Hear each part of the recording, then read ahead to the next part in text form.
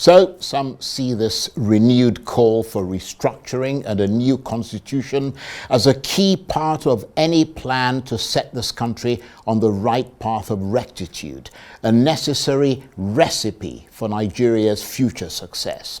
They say that uniting this country is an ineradicable part of progress, and deepening that unity has to be anchored on true federalism, which in turn will bring a fundamental fix to Nigeria's economy. In other words, Nigeria must become a nation before it can fully enjoy economic success. But others view it as deeply unpalatable, at best a major distraction, and at worst even dangerous. So tonight, insofar as it is possible to be objective, we're asking, how might restructuring and a fresh constitution shape the future of this country? Between the president and precedents, how might President Tinubu use this opportunity to set a new political and economic precedent for this country? Well, to reflect on Nigeria's direction of travel with regard to restructuring and a possible new constitution, I'm joined now in the studio by the former presidential candidate and former Minister of Education, Dr. Ezekwesili, who's also a former Minister of Solid Minerals, former Vice President of the World Bank, co-founder of Transparency International, and co-founder of the Bring Back Our Girls campaign. She's currently the CEO of Human Capital Africa, which works in the education sector across Africa, and is the founder of the School of Politics, Policy and Governance here in Abuja. Thank you very much indeed for coming in. Thank you, Charles. And you are often referred to as one of the driving forces behind some of Nigeria's most progressive reforms that challenged corruption, extremism, and things like gender-based violence. Where does the issue of restructuring and the drive for a fresh, more representative constitution fit into what you consider to be the pecking order of priorities in Nigeria?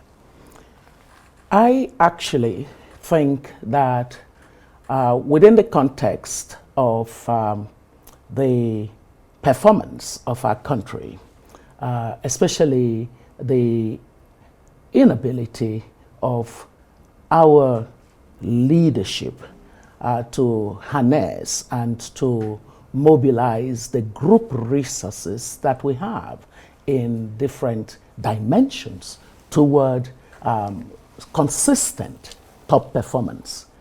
The matter of fundamentally conversing on how we would agree our shared values, our national vision, our agreed common identity in a society that is as multi-plural as ours, now gets to the top of the agenda. And the simple way of saying it is that the structure that Nigeria has had has contributed enormously. The evidence is, of course, there to the low productivity of a country that could be, even if you used the least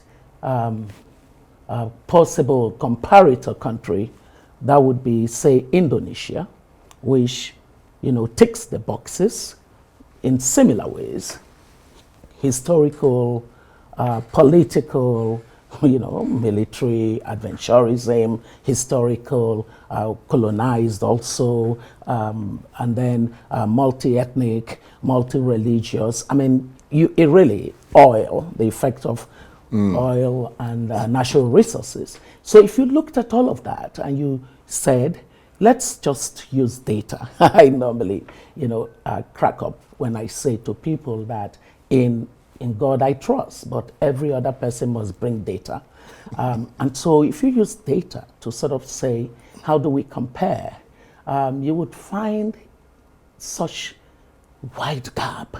They have a population of about 257 million. We have a population of a little over 200 million.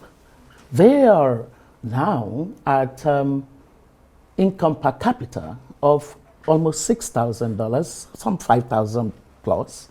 We are at, we go yo-yo, but within a very low bottom of anything between $2,300 when we are fairly okay to current numbers of about $1,600. So when you look at that, and then you look at the extent, the gamut of possibilities that we have, then there are questions to be asked.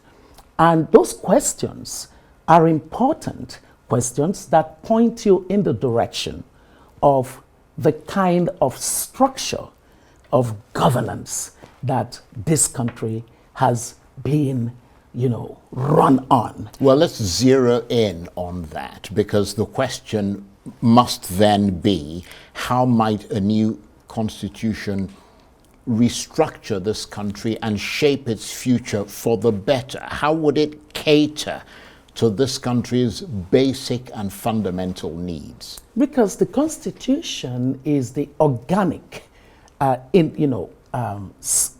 organic documentation of the practice of governance by any state, as in a country, and it encapsulates the rights of citizens and the extent and definition of sovereignty, and then the principles that shape and direct the way that governance happens.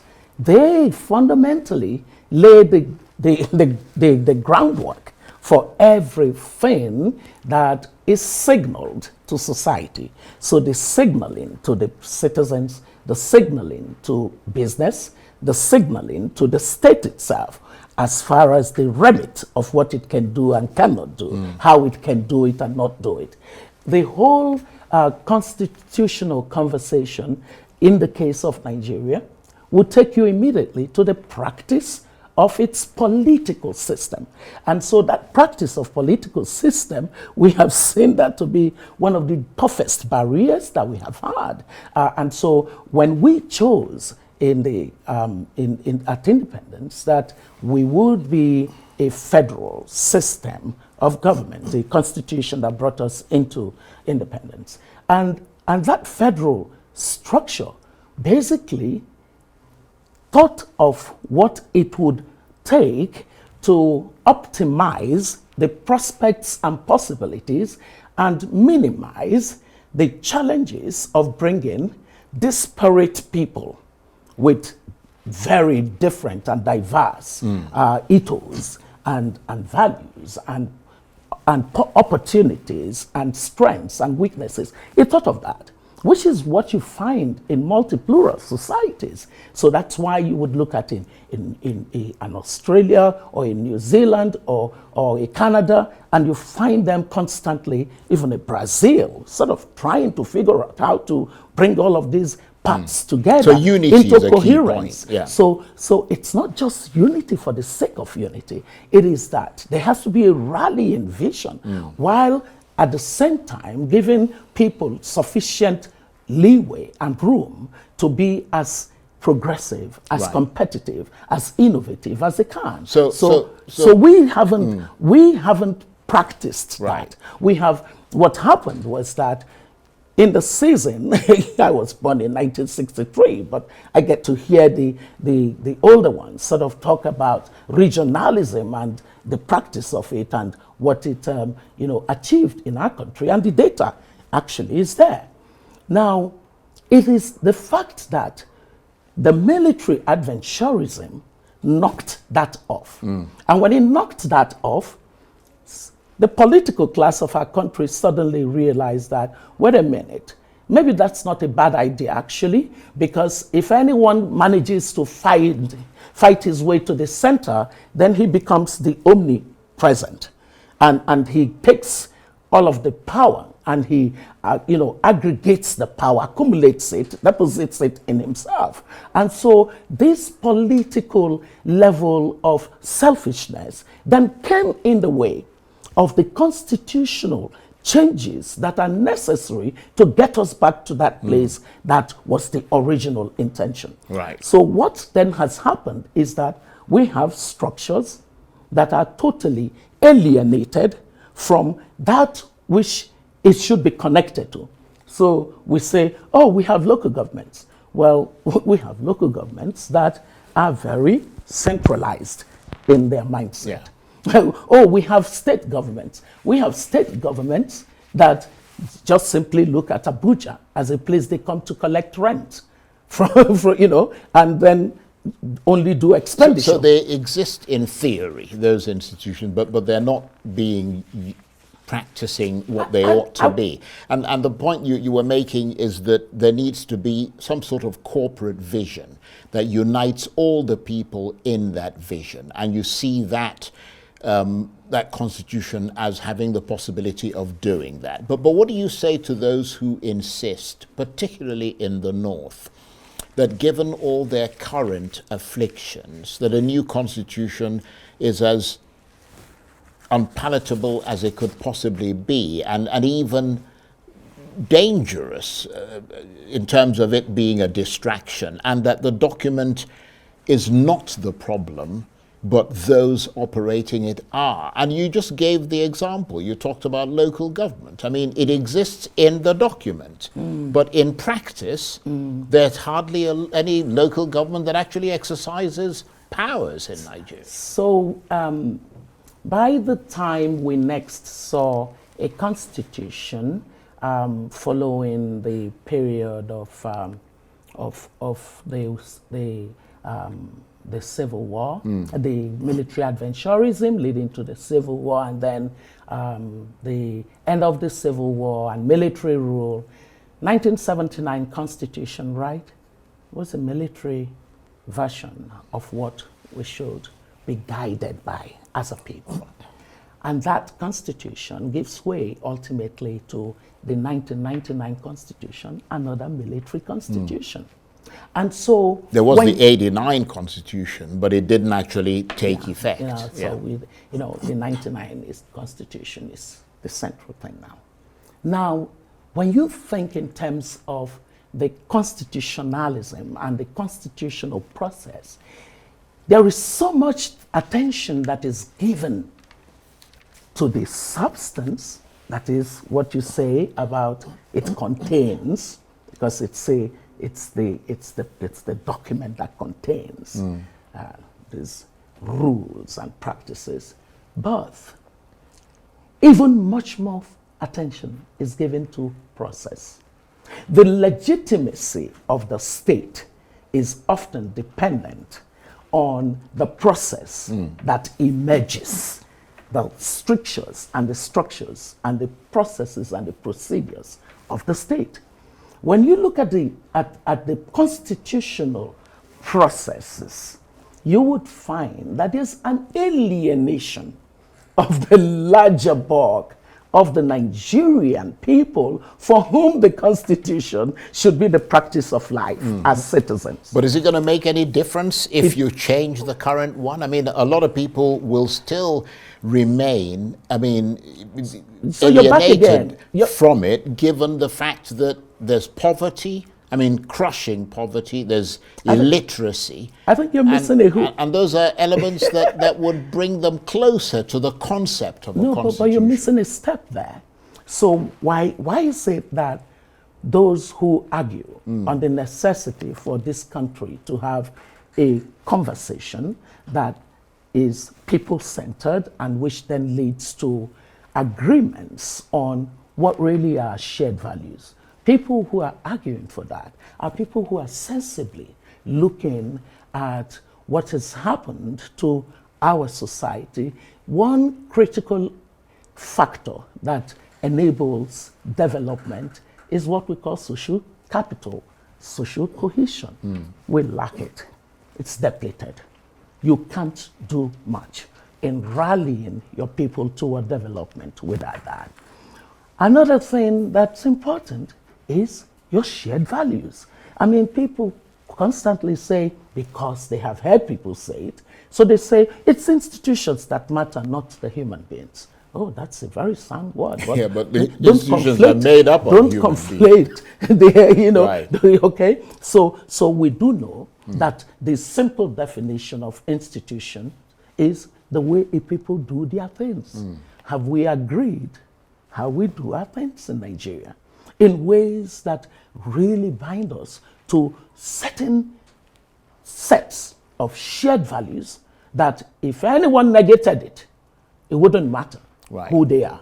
And then the matter of, hey, we've got different definitions. I am a woman, Christian, Igbo, just name all kinds of other affinities that I have. Yet, I am Nigerian.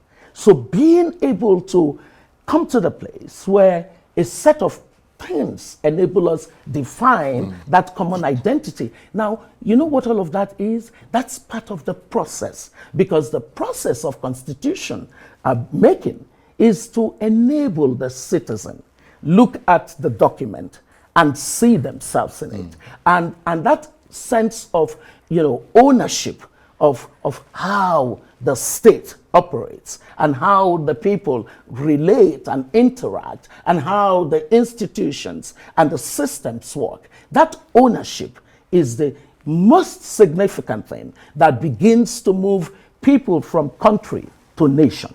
Now, nation formations are very important ingredients that succeed in determining the level of aspiration that the people have. Today's Nigeria, what would you say is our aspiration?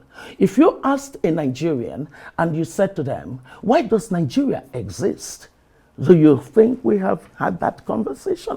We haven't. So what has happened is that even the constitutional process has always been the pastime of the, in quote, the political elite of our society. So you've got a very insignificant percentage of Nigerians who have their Rolodex of names. And those names can come together at any point in time and be chosen as the wise and often wise men, who then decide what should be in the Constitution. When you have that, especially in a world that is increasingly showing clearly that it belongs to the young. When you look at the mean age of the continent today, it's about 18.2 years. So when you have that, and yet you're holding them down to systems and contexts that are not reflecting the very important and significant issues that they want to be able to solve. So, for example, two critical things that Nigerians, the dominant young people in Nigeria, would want to see Nigeria be about is a productive country and a competitive country. When they look at themselves and they look at their colleagues in the rest of the world, they see themselves as capable of being that.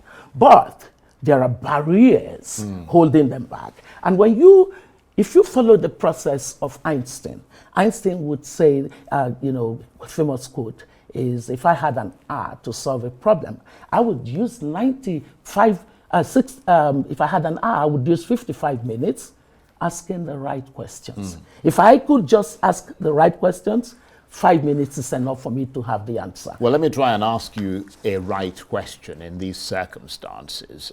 You make a very powerful argument there, but your former boss, President Obasanjo, has been quoted as saying that the core problem facing Nigeria is not necessarily the constitution, but the crux of the challenges lies in the attitude and character of those who operate the constitution. What do you say to that? The operative word being necessarily. That's important, right? So basically, when you use the word necessarily, it therefore means that you have not dismissed the argument for a constitution. Yeah, but in his second sentence, he makes it ineluctably clear that the crux of the challenges lies in the attitude and character of those who operate the constitution. I totally agree with him that, the character of leadership is really at the heart of a lot of our political failures, but it is not enough. It is a necessary factor, very important factor, but the truth is, if you have hurdles that stand in the way of how you have divided responsibilities and duties, how you have expressed the necessity for accountability, what you have expressed as the social contract between the state and the people, what institutions operate and how they operate, so that you have upgraded and updated the effectiveness as well as the efficiency of the operation of your system through your constitution. Then even if we got the most credible of people in today's Nigeria, they will come up against those barriers that are standing in the way of optimization of productivity and competitiveness of our society. Well, you know, without productivity, competitiveness of Nigeria, what would happen is that people would hear that we have an income per capita of 2,000 and it would go over their heads as to what that means in terms of the viability and long-term sustainability of a country that adds 3% of population growth while growing at less than 4%. Well, let's go from the broad and general to the particular. You made a submission, I believe it was in 2021, to the National Assembly committee that was reviewing the 1999 Constitution. What were the specifics of that submission? Well, ours was a very simple one. We said to the then National Assembly that, you know, there's really no need, based on what we have seen so far, there was no need to continue to tinker on the margins of this Constitution. It is fatally flawed in some of the provisions where there's a lopsidedness of centralization. The centralized approach to solving problems that can be solved at decentralized and disaggregated basis is a nightmare for performance. It is a nightmare for optimization in the use of scarce resources. So we said, stop tinkering on the margin. You can do something different to move the society toward this kind of a national conversation backed by law that then leads toward a set of, you know, issues that we are solving for, because your constitution has to be solving for something. And in that process, what you should do is a single issue amendment. Do a single issue amendment of the Constitution to allow for the process that leads to a constitutional making approach that is representative of the various layers and levels of the issues and the factors that are creating the biggest bottleneck to Nigeria's greatness. Now, if we want to be a really great country, we have to envision how to be that. The Constitution that comes out of that process would be a Constitution that amalgamates the ways that that is possible. And that comes from a very thorough process and rigorous process of conversations on how countries have solved certain problems that were still stuck at the bottom trying to solve.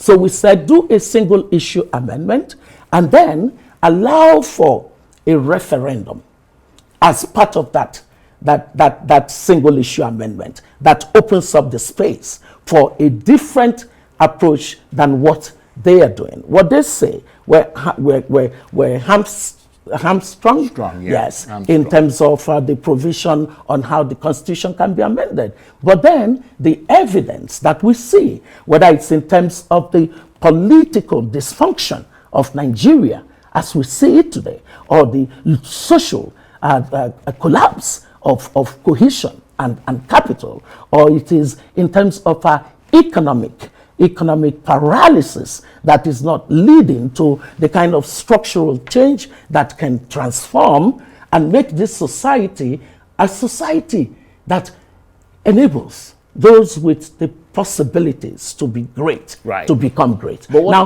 if you looked at all of that and all of those hurdles, what you then do is to make sure that you're not pretending that by moving some clauses in the Constitution, as is today, fatally flawed, that you can achieve that. It's the extent of your aspiration that determines whether you really want to say, let's keep, using tippets to move Well, something let me just out. come in there, because, I mean, if they said to you, not necessarily in 2021, but today, sort of like what the president said when the Patriots went to meet him. I mean, he made it clear that, this may well be a great idea, but that's further down the road. Let's focus on trying to deal with the immediate economic problems. If they said that to you, What would I say? that people need to have cheaper food on their tables as a matter of priority, and that involves considerable intellectual and material energies going into that in order to make that happen. I give you an example. Today, for instance, Nigeria's headline inflation rate, the figures came out today showing that it's fallen by 80 basis points from 34.19% in June to 33.4% in July. The food inflation rate also fell from 40% in June to 39.53% in July. I mean, you may say that those are negligible sort of drops, but some say that that is the priority, easing the burden on the average consumer, which will eventually stabilize the economy. And that is happening without restructuring. What would you say? No. So back again to the extent of your aspiration. I find it very painful that the elite of our society, frankly, don't understand what's going on out there.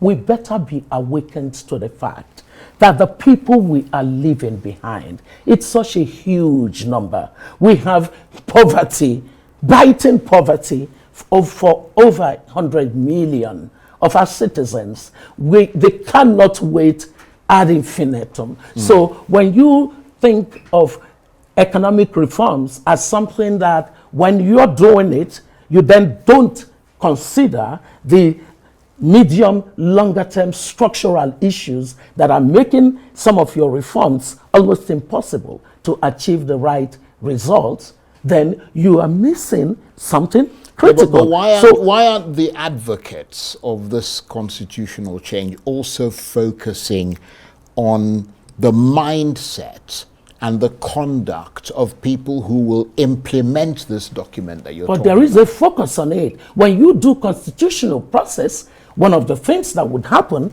is that people actually define the leadership recruitment Criteria process for their countries. Right. They have so many things. Look, one key issue in our society today is a complete confusion of incentives and sanction.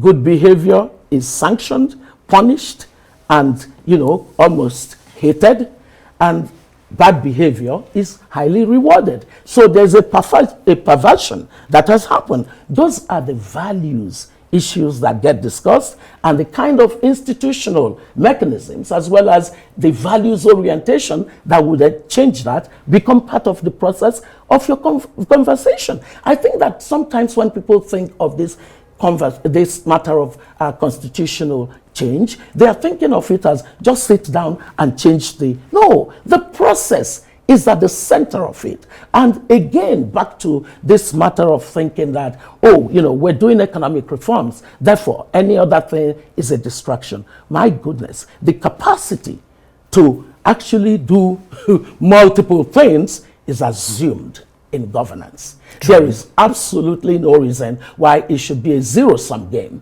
There is no reason why it should be a trade-off of what would ensure the viability, the long-term sustainability of this country. Listen to me, Charles, and I hope that those who are running affairs of the state today are listening.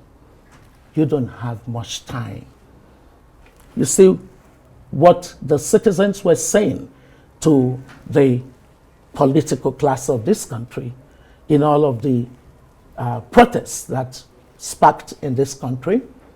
They actually are saying, we're impatient now. We're impatient now. If you want to achieve marginal results, stay with the structures as they are.